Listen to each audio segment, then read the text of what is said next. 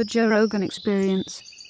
Oh, I see. So the software algorithm in Facebook is not as effective? Yeah, they don't really give a shit. They don't care. Yeah. They're too busy selling your information to the fucking Russians! Totally. Jamie was watching the video of Did you watch Zuckerberg? How did it go? And Jamie I was driving. like, he should know the answer to that.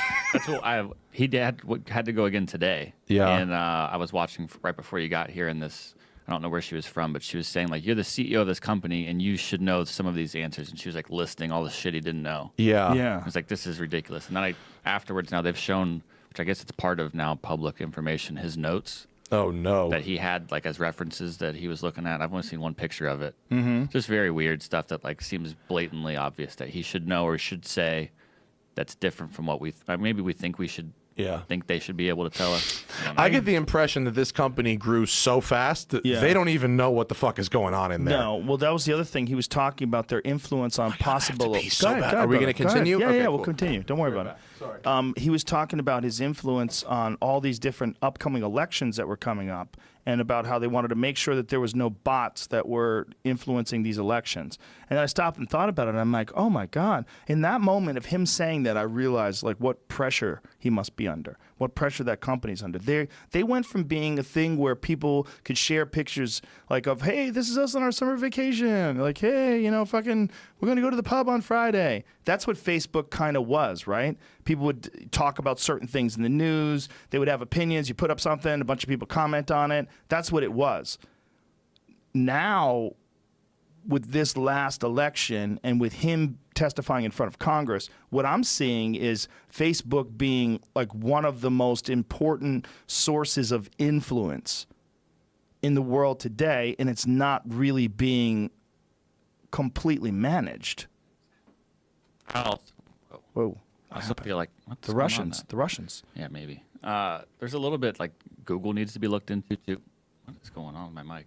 So Google also probably, like, they have a data.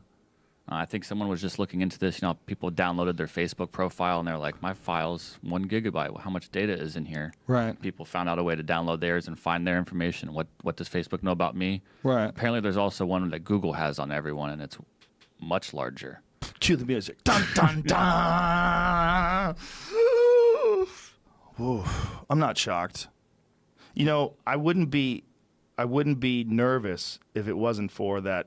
That Damore memo thing really changed my mind about a lot of things. Not because, you know, it's a subject that's near and dear to my heart, but because the way they were handling it was not. They weren't being honest. They weren't being honest about the science. They weren't being honest about the reaction. Even the way they were describing it. We're talking about the James Damore Google memo. Oh, I don't know. Was that the sexism thing? What was that? Yeah, well, it's what he was talking about women in tech. And Oh, he was yeah, trying to yeah. explain why women would prefer to not, like, why some women are not influenced by it. It's just the way Google handled it was it made me very nervous because they weren't being honest about the information. They weren't being honest about the results. They weren't being honest about what was in his. They were saying he was reinforcing harmful gender stereotypes. That's not what he was doing. What he was talking about is the science of the difference in the psychology between men and women and why women would gravitate towards different careers. And maybe that's why more women aren't in tech, and maybe there's ways to get women in tech. Well, you've taken that angle before, right, with women in fighting and women in sports, right? Yeah. There's some women that are not going to want to be into those things. There's some women that are going to be.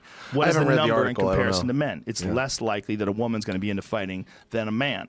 I don't think that's extraordinary to say, but a lot of women are into it. It doesn't mean that it's impossible, but it's just we're looking at human beings. Like if you're an outlier and you're a woman who really loves to fight, there's nothing wrong with that. I'm not saying there's anything wrong with that, but I am saying it's much more rare than a woman who wants to, you know, become a nurse or do something that's traditionally a female caregiver sort of a position, which is really common. And I didn't read it. Did the letter memo indicate like this that science says women were less predisposed to becoming programmers or something like that? No. It just was talking about gender, like choices and choices people make and why they make them based on personality traits and why things are more common. Certain things are more common in males. Certain things are more common in women, and that this would indicate why there were less women that were involved in tech, and it wasn't some systemic sort of discrimination campaign put on by men.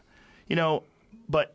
My point was we were talking about them having all the information that you have, like Google and Facebook how much information they have on you, it would make me less nervous if I didn't know about that, how they handle that Google memo thing. Because I'm like, well, you guys aren't being honest about what this is, what the guy wrote. You're painting the guy out to be a villain, and you think if you fire him and drown this, that this story goes out, and then you guys get to look like social justice warriors, and then you don't take the heat from what is an objective analysis of this issue. Well, I'm not sure Mark Zuckerberg has a lot of incentive to be totally honest in this case. Yeah. Either he's totally honest and he's malicious, or he's totally honest and he's almost comically ignorant about certain things. Yeah, when he's saying I think he's almost got to say he doesn't know. But the problem is if they can prove he knows. I mean, he should know though. I feel like also part of the issue. Well, here's the thing: he should know. Now, him saying he doesn't know. What if they can pull up an email? Yeah. Well, I mean, what if they have access to all of his emails and it shows that he knows? They did. I was talking to you yesterday about it, and we were like, "What about the Facebook recording thing? Is anybody going to bring that up?" And it was brought up, and he said that they don't record audio. Facebook doesn't. Right. You were talking about it with Google, weren't you? Were you talking about it with Google? That if you were talking in a room about a certain subject, you've had that happen, right? That's the Apple HomePod. You've been talking about something in a room and then had pop-up ads come up, right? No, I haven't. Never have? No. I believe it though. It happened. Have you had it? It happened to me before. I don't know how. I couldn't tell you where the signals went, but I've definitely had strange. It could be a coincidence, but I've had strange ads pop up that are.